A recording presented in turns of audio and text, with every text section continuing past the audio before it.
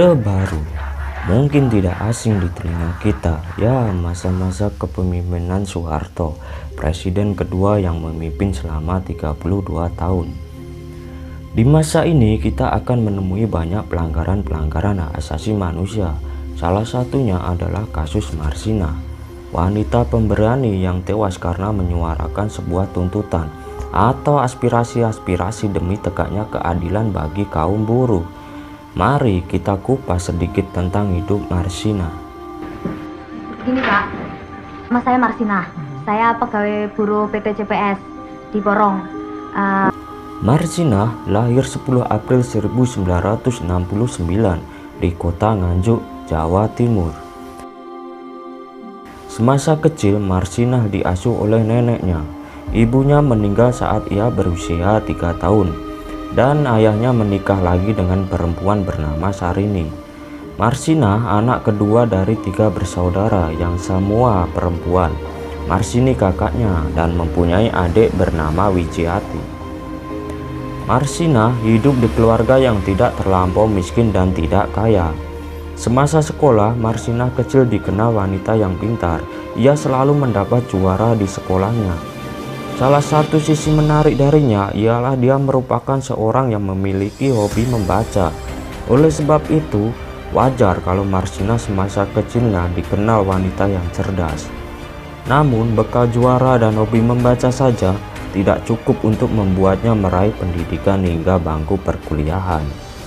Karena keterbatasan biaya Marsinah, ia mampu menyelesaikan pendidikan sampai tingkat SLTA saja. Keinginan untuk bersekolah tinggi sebenarnya selalu tertanam dalam benak Marsinah. Kendati demikian, menuntut ilmu terus ia lanjutkan, yaitu melalui jalur non-formal dengan mengikuti kursus bahasa Inggris dan komputer. Suatu hal yang jarang ditemukan pada kebanyakan orang. Akhirnya Marsinah muda bertahan hidup dengan menjadi buruh di PT Catur Putra Surya atau PT CPS di Porong, Sidoarjo, Jawa Timur. Disinilah sepak terjang Marsinah dimulai. Marsinah adalah seorang pejuang HAM dan pergerakan buruh Indonesia pada masa Orde Baru. Perempuan yang sangat energik ini adalah sosok buruh yang progresif dan tidak ingin mengalah begitu saja kepada sesuatu yang berbau ketidakadilan. Marsinah merupakan buruh wanita yang vokal di dalam membela rekan-rekannya sesama buruh yang kerap diperlakukan tidak adil oleh pihak perusahaannya ia bekerja. Pihak perusahaan dituntut untuk menaikkan upah yang sewajarnya dari 1.700 per hari menjadi 2.250 per hari. Tuntutan itu bukan karena sebab, karena Pemprov Surabaya sudah meneruskan aturan tersebut sebagai edaran kepada para pengusaha. Namun PT CPS tidak mau menaikkan gaji buruhnya. Dan tiba pada tanggal 2 Mei 1993, Marsinah dan juga beberapa temannya melakukan rapat untuk membahas unjuk rasa buruh di PT CPS. Akhirnya keesokan harinya pada tanggal 3-4 Mei 1993, Marsinah dan teman-temannya melakukan aksi mogok kerja. Pada intinya sih untuk menuntut kenaikan upah 20% sesuai dengan surat Kepmen Tenaga Kerja nomor 50 tahun 1992. Di tanggal 5 Mei 1993, setelah usai mogok kerja, terjadilah PHK. 13 buruh kawanan Marsinah terpaksa di PHK karena melakukan mogok kerja. Marsinah pun tidak terima dan mengancam dengan surat. Surat itu berisi terkait dengan produksi ilegal PT CPS.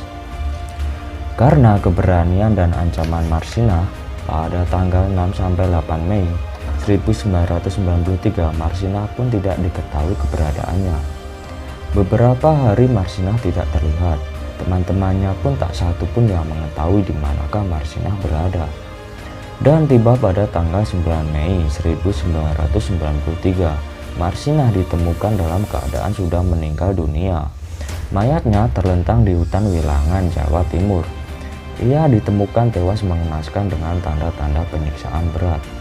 Hasil otopsi di RSUD Nganjuk dan RSUD Dr. Sutomo menyebutkan ada luka tembak di bagian alat vitalnya.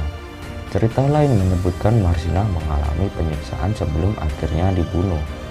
Pada leher dan pergelangan tangannya ada bekas pukulan hingga menyebabkan ia menderita luka dalam. Yang bikin sedih dan merinding lagi, pada alat vitalnya terlihat ada benda tumpul yang dimasukkan ke dalamnya.